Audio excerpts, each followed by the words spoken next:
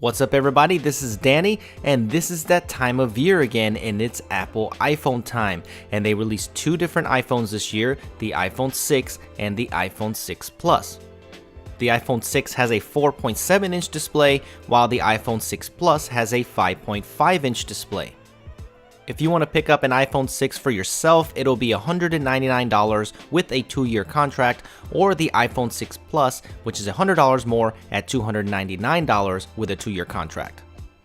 I have them both here for you in these minimalist boxes, which is weird. This is the first time they've never had any kind of cover art on the front, but I'm going to unbox both of them for you and kind of compare them. I got the 64GB version of the iPhone 6 Plus and the 128GB version of the iPhone 6.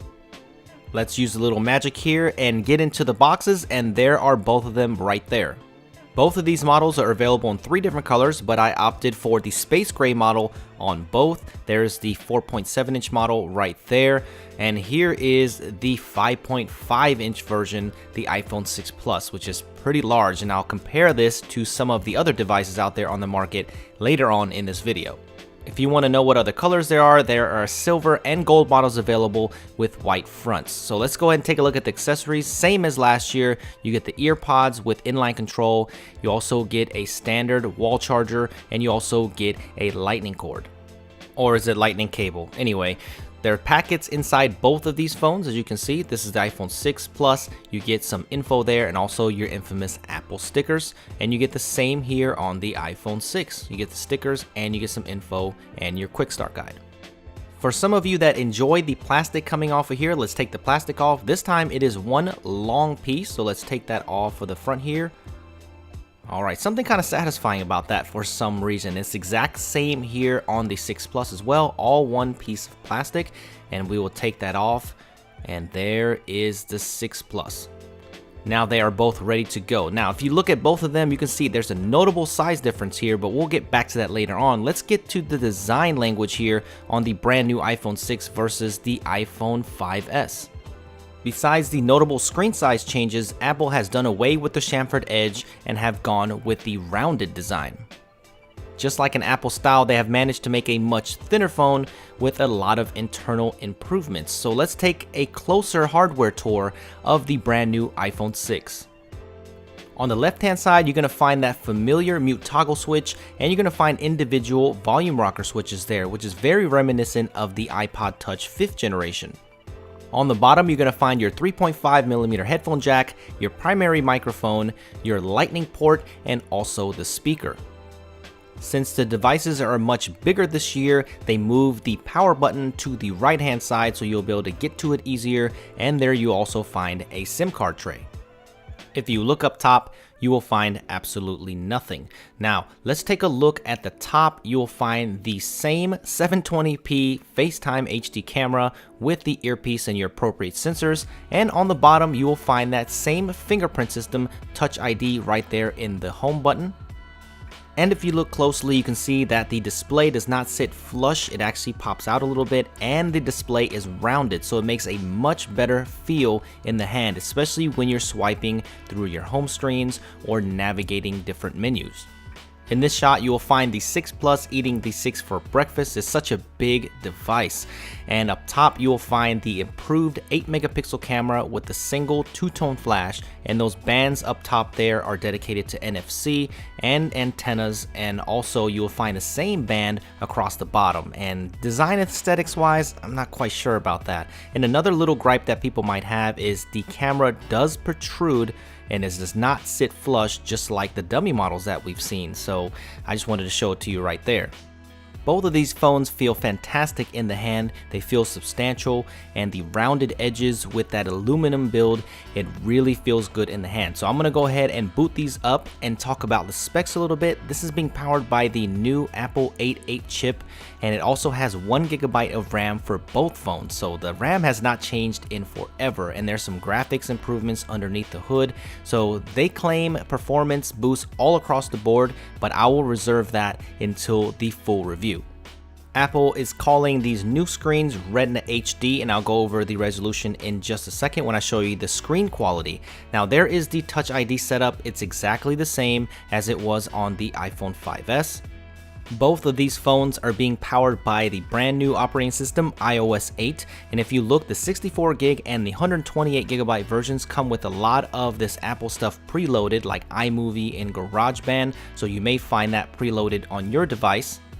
But you can just uninstall them if you don't want them on your new iPhone. So let's take a look at the storage options here, and on the 64 gigabyte version there's 52 gigabytes available to the user, and if you buy the brand new 128 gigabyte model then you will get 110 gigabytes available. So it's nice to see that they bumped it up to 128. A lot of people were asking for that storage option. iOS 8 is not a huge overhaul, but there are a lot of new features, so if you want to see a cool video on that, I will link my good friend Dom Esposito's channel and his video down below so you can check out the top 20 iOS 8 features.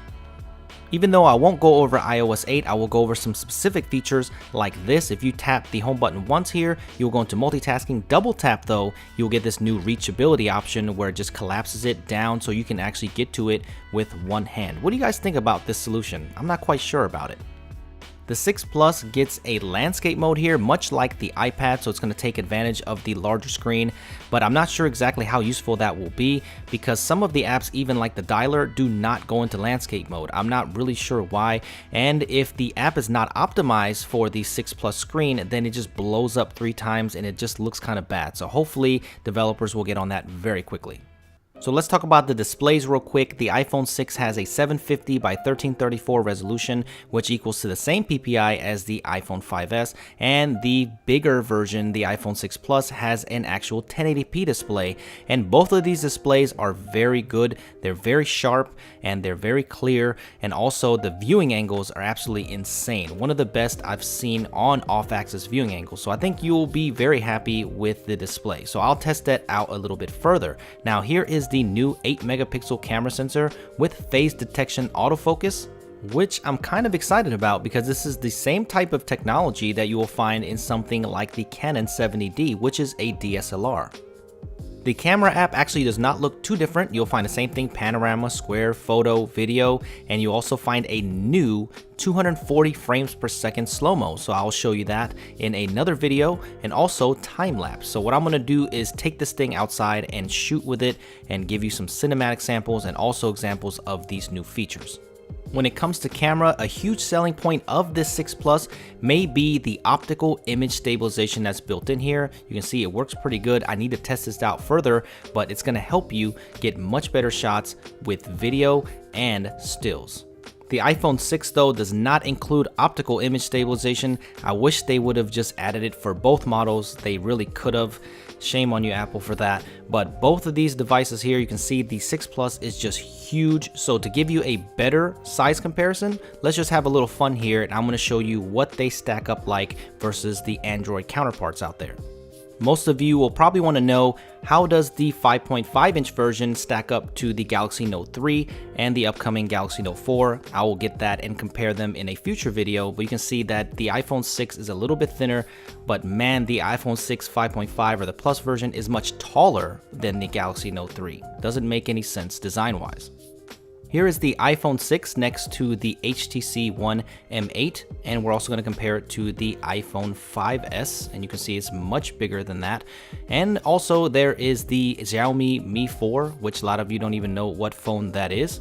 And of course we have to compare it to the Samsung Galaxy S5 and the LG G3. And I guess we'll also bring in a OnePlus One.